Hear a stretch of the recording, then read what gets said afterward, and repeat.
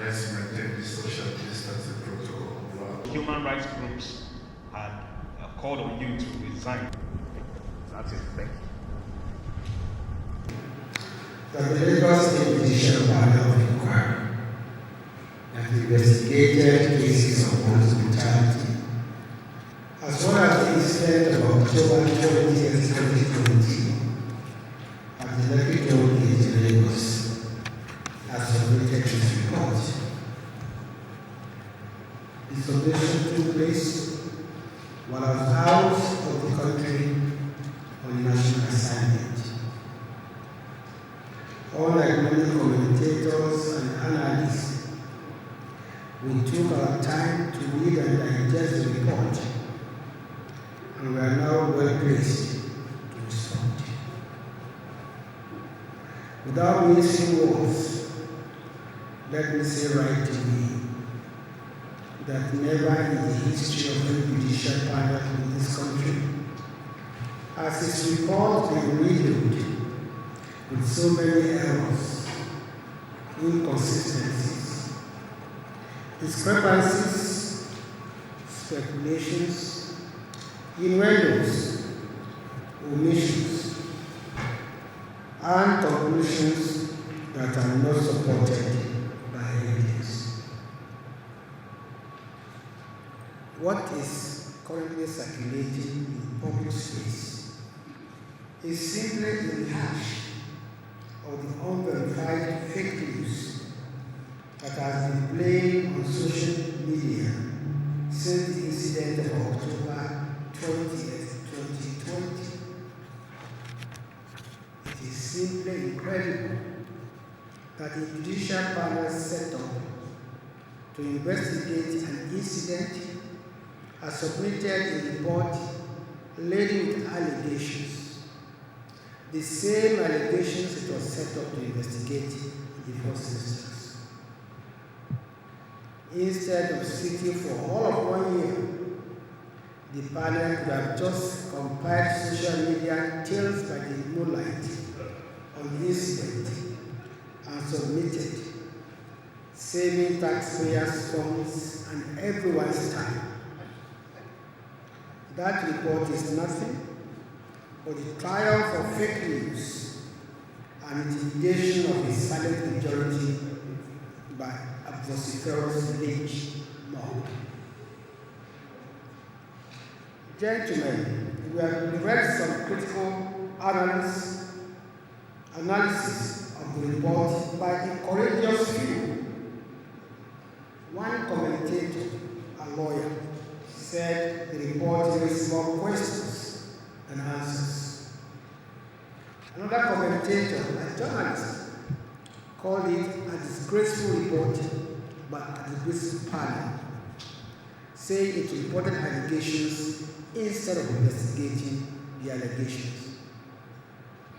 Yet another wondered how a judicial panel could use the words massacre in context and equate such to a massacre.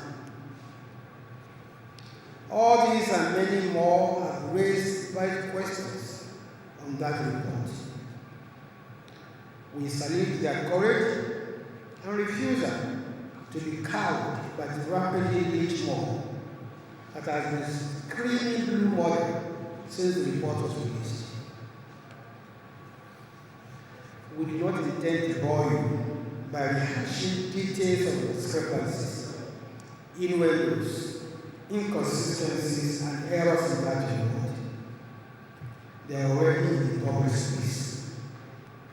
Let us, however, point out some key highlights of such discrepancies, errors, omissions, etc. 1. The report threw away the testimony of ballistic experts who testified before it.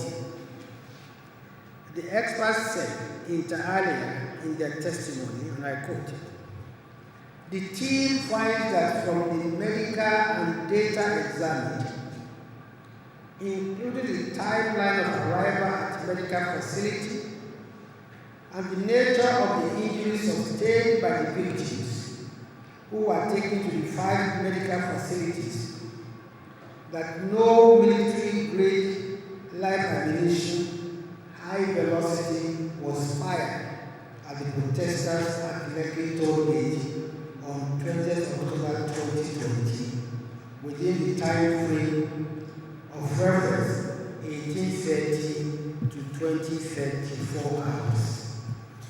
I wish to repeat. The team finds that from the medical data examined, including the time of arrival at medical facility and the nature of the injuries sustained by the victims, who were taken to the 5 medical facilities, that no military-grade live ammunition, high velocity in bracket, was fired at the protesters at Lekki Toll Gate on 20th October 2020, within the time frame of reference, which is 1830 to 2034 hours. The report continued that the GSW gunshot wounds injuries fall in number between 1905 and 1945 hours, which were examined by the team, can be safely identified as being discharged by either low velocity caliber and or artisanal / 12 gauge firearms. Artisanal firearms are locally fabricated weapons. What is however certain, the report continued, is that had the military personnel deliberately fired military-grade live ammunition directly at the protesters, there have been significantly more fatalities and catastrophic injuries recorded. This was clearly not the case. End of quote. The same panel that said it deemed as credible the evidence of the forensic pathologist, Professor John Obafua, that only 3 of the bodies on which post-mortem were conducted were from Lekki and only 1 had gunshot injury, went on to contradict itself by saying 9 persons died of gunshot wounds at Lekki. 3. The man whose evidence that he counted 11 bodies in a military van where he was left for dead before he escaped was found to be crucial by the panel. He never testified in person.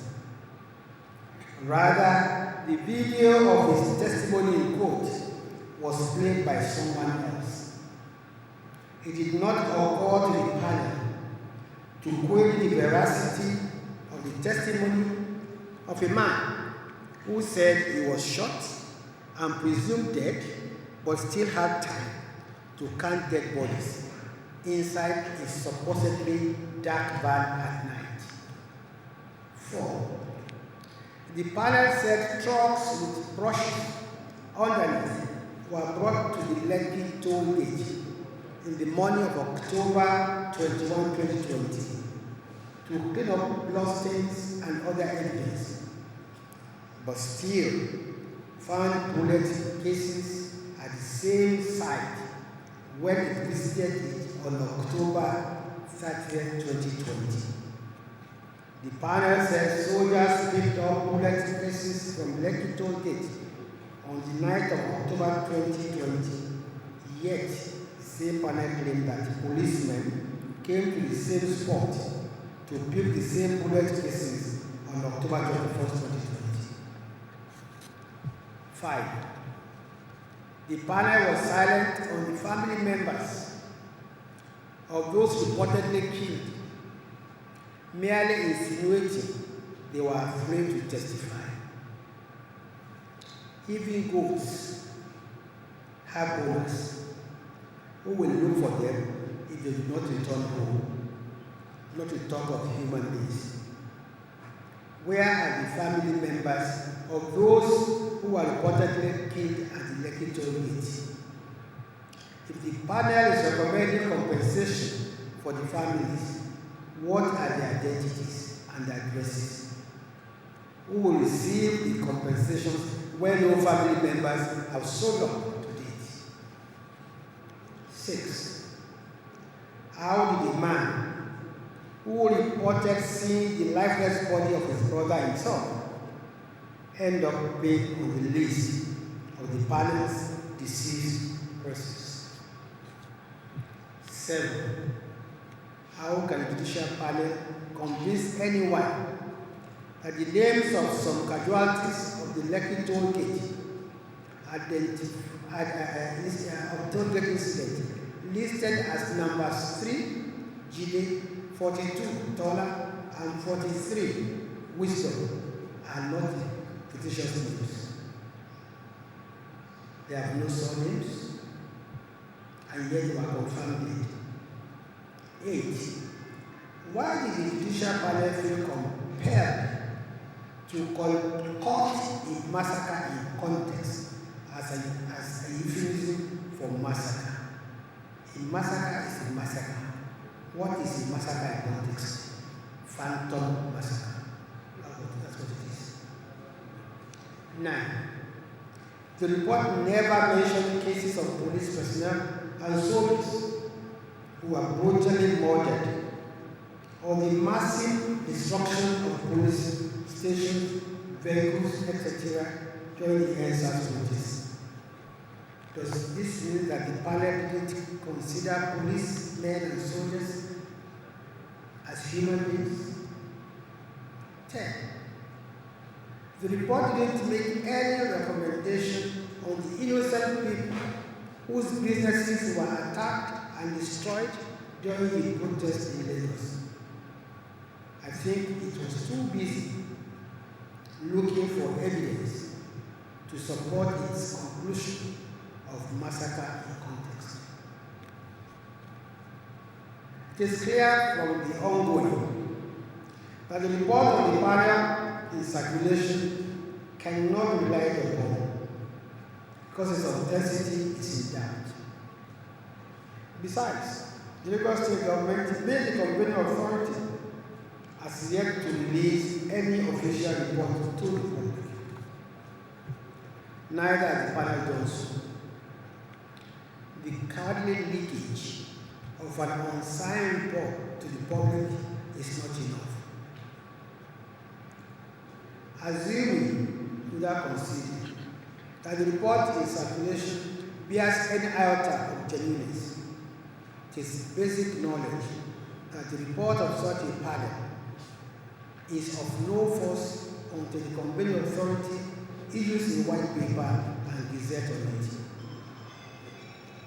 It is therefore too premature for any person or entity to seek to castigate the federal government and its agencies or officials based on such unofficial and unvalidated report.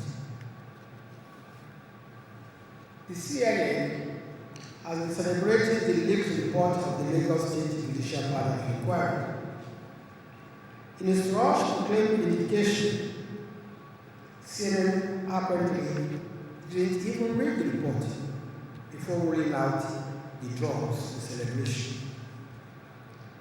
By that action, CNN has celebrated prematurely and has now committed a double faux pas.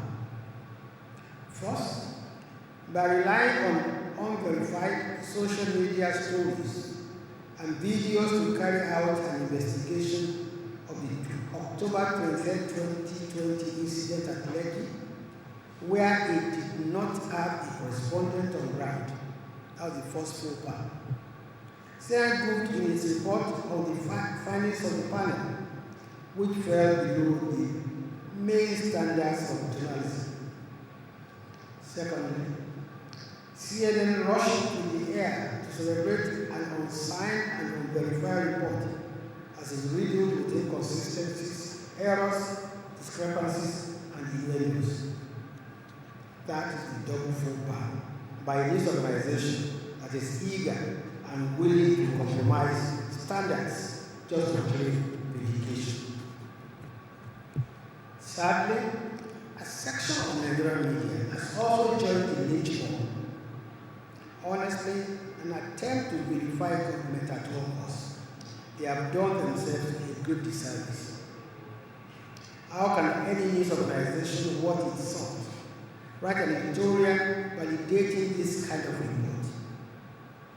Are they not seeing what others, including journalists and lawyers, are seeing? In a shocking twist, a Nigerian newspaper chose to hail what it calls detailed investigation report by CNN, even when the news channel did not even cover the incident of October 20th, 2020. It is a classic case of cutting your nose to spite your face. Conclusion. Gentlemen, there's absolutely nothing in the report that is circulating to make us change our stand that there was no massacre at Lekki on October 20, 2020. I repeat, there is absolutely nothing in the report that is circulating to make us change our stand that there was no massacre at the Lekki toll gate on October 20th, 2020. For us to change our stand, a well-investigated report of the incident that meets all required standards and will withstand every scrutiny must be produced and presented to the public. The report in circulation does not meet those requirements. We also appeal to the families of those allegedly killed in Lekki at Lekki toll gate to speak out and come forward. It's untenable to say that some families did not come out because they are afraid. With the same families that are afraid and did not come out, they collect. Would it be right for them to come and collect compensation on behalf of their ones that could not even come out to testify for? Any parent who is afraid to testify about the death of his or her child is not worthy to become a parent. We reject the notion that our soldiers and policemen massacred innocent Nigerians at the Lekki toll gate on October 20, 2020. That conclusion is not supported by the weight of available evidence. Indictment for murder is a very serious issue that cannot be done on the basis of allegations and corroborations, as the panel did. Such allegations must be proved beyond reasonable doubt. The report in circulation is calculated to embarrass the federal government and its agencies without full-blown evidence. The federal government has never condoned the abuse of the rights of Nigerians by security agencies under any guise. Hence, it disbanded SARS and encouraged states to set up the panels to investigate reports of human rights abuses allegedly committed by disbanded SARS personnel.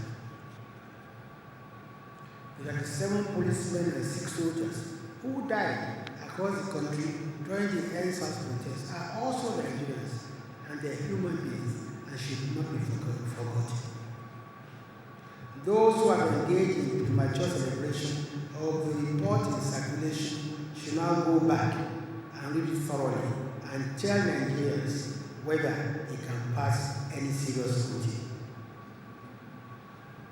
We are saddened that anyone died at all during the NSAS protests, as the life of every Nigerian and indeed every human is sacrosanct. As we have disclosed many times, 57 civilians 37 policemen, and 6 soldiers were killed across the country during the protest, and we commiserate with their families. Gentlemen, I thank you for your kind attention. I will now take a couple of questions. The president's pronouncement was clear, which was that he will wait for the report of all the panels set up in all the states. It was not referring to Lagos State report. As for the statement by the Secretary of State in the US, the question to ask is that if that report was turned in by a panel set up by the US, will it pass the test? The first question had to do with what changed. Why are we not waiting for the report of Lagos State? Lagos State is the only competent authority, and Lagos State, of course, is going to issue its own, white paper report. I'm only commenting on a document which is circulating in public domain. A document based on which many of you have written editorials. A document on which people have contributed freely. And it's only fair that the government also puts across its own side. Otherwise, if only one side of the commentary is heard, that is what we believe. So this has nothing to do, and it is with no prejudice to whatever Lagos State is going to come up with its white paper. I thank you very much. Ladies and gentlemen of the media, this is the motion we can take for today. Thank you, and God bless. Thanks for checking out Symphony on YouTube. Please be sure to subscribe and like our videos for updates.